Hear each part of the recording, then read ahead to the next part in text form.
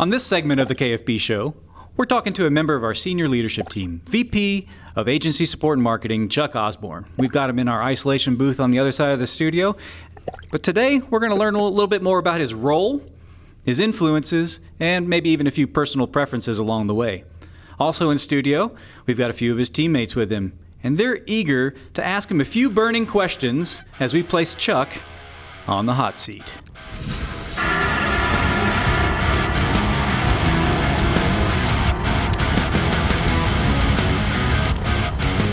All right, welcome back, Chuck. We got your teammates over here.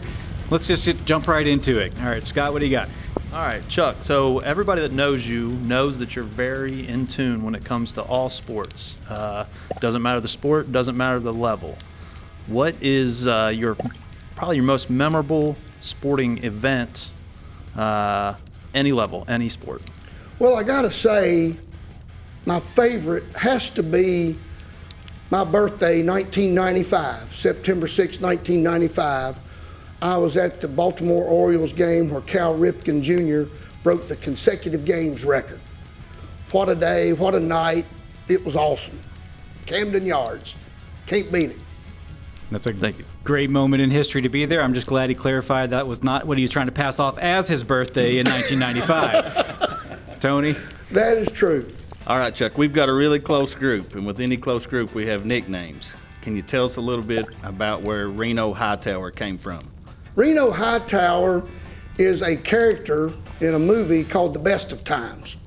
And it's got Robin Williams, Kurt Russell, and they replay a high school football game. I was a short and slow quarterback in high school, and Kurt Russell played the quarterback in this movie. And I kind of used his name in the movie as my alias, as Reno Hightower. Yeah, we're cooking now. It's getting hot. Chris, let's turn up the heat here. What do you got?